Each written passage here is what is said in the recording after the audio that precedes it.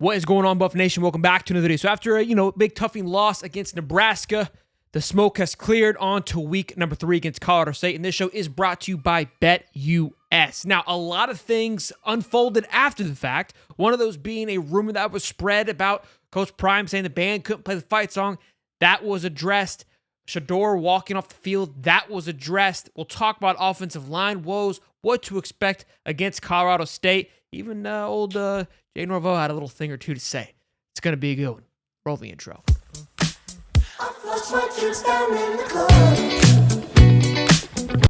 First order of business, the rumor. I saw this article and I didn't even acknowledge it because when it seems just outlandish, it has been outlandish. But it got Coach Prime's attention where he addressed it first thing in today's presser. The article that was written by, what was his name? Jake Sharpio, I believe. I don't want to say his name incorrectly. Can't find his name now. Jake Shapiro, I believe is how it's pronounced, on 104.3 The Fan Denver Sports. He wrote this just kind of a little jabbing article about the lack of success that the Buffs have had since Coach Prime's been there. It goes a year later, and the fight song doesn't even play in the stadium after quarterback throws a touchdown. Deion Sanders told the band they couldn't play if his son Shador Sanders scores a touchdown, so that the loudspeaker could play a recording of his song "Perfect Timing." Again, I saw this article just run rampant. A lot of people were talking about it. It was very clicky. And everybody on basically Colorado side, including Coach Prime, said that's an absolute lie. It's not even close to the truth. And look, then kind of goes on the spiel of where is the accountability? We said this before of it's kind of crazy to me that these things are allowed. I'm no professional by any stretch of the imagination when it comes to journalism. I'm not saying I'm the peak. I'm not by any means, shape, or form. But this is if it's a bold-faced lie. He writes it, gets all the clicks, and it's still up. There's no repercussions of it. Just keep on moving. That's what I heard. Someone told me that, and I ran with it. I remember when you had to write a paper in school, you had to have 19 sources telling you where I got this from, right? Or you're getting slammed with plagiarism, slammed with misinformation. F's across the board. We're talking going into the principal's office, getting written up because we didn't have enough sources. Now, actual journalism that's getting published, that's getting promoted by everybody. Yeah, that's what I heard. Somebody texted me. Well, credible source. Can't give my source though. Can't tell you. Okay. What? It's maddening. It's maddening that this has to become. Year 2, I figured the nonsense, the clicky shit would be gone. Pardon my French, but it's just maddening. It is wild. And then the other drama that came from this game, that the fact. Look, the biggest thing we should focus on is hey, what are we doing to fix the O-line? What are we doing to fix the offense? And we'll talk about that at the bottom half of the show because defensively, and I think Coach Prime even kind of alluded to that, found a little bit of a rhythm second half. We're too much of in a hole to really do anything. Couldn't get anything going offensively, but defensively seemed to be clicking a little bit, which that was a big struggle for them last year, giving them a lot of points.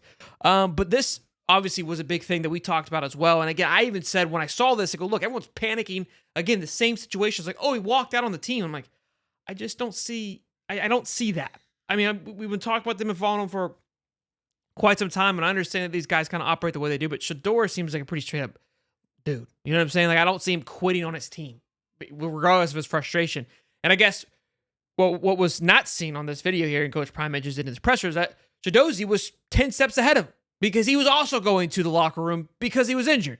And I guess they waited for the TV timeout, basically for the gameplay to stop before heading off the field to respect the game being played. Again, nobody has talked about it on Saturday night, but that was my interpretation of what it feels like.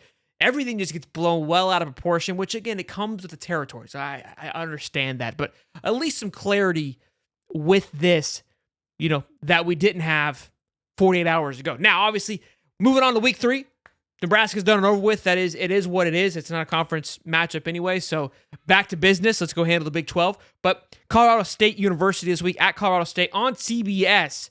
It's going to be a good one. Jay Norvell. Look, I think he was pretty professional in his presser. Didn't say anything too crazy, but talked about look, this team is essentially the same team that it was, same makeup that it was last year. Goes to the quarterback. Okay, great wide receivers, right? We expect the same things. Now, it didn't come off as a shot. I watched the interview, but you got to kind of take into consideration because Coach Prime addressed the fact that look, he said we were the same team. I think they've made some improvements. They look better. I'm not going to go any further than that. It's like, look, if they are the same team, Norvell, that team beat y'all last year. So you better hope they're a different team, right? Because you want an opportunity to get it done. But look, he's not wrong. The offense does go through the quarterback. Says, look, they run the ball, or they throw the ball very efficiently. They have the ability to be explosive. He was very cordial. Nothing like it was last year. It just seems everybody is taking a different pulse to this situation than before. But the spread for this game, again, because this show is brought to you by BetUS. Colorado's favored by 7. Heading into this game again, they were underdogs against Nebraska by 7. Now they are favorite by 7 going into Colorado State. And to take advantage of that, go to check out BetUS.com. Use the code YouTube150 to get back 150% on your deposit up for your first 3 deposits up to $2,000. So go check that out at BetUS.com and take advantage of that. If you feel like Colorado's going to handle that cover, maybe just do the money line. Might be a better money line game, in my opinion, just because of what this game entailed last year. This game's going to have a ton of emotions. A lot of injuries we're dealing with. Shiloh's out for a couple of weeks as well. Just came out of surgery. He said 2 to 3 weeks is what he's thinking right now, but could be a little bit longer. All just will depend on how that plays out. And look, let's talk about where to go from here for Colorado. And with the O-line being the struggles that it was, he talked about also in the presser, we're going to make some changes, move some guys around a little bit.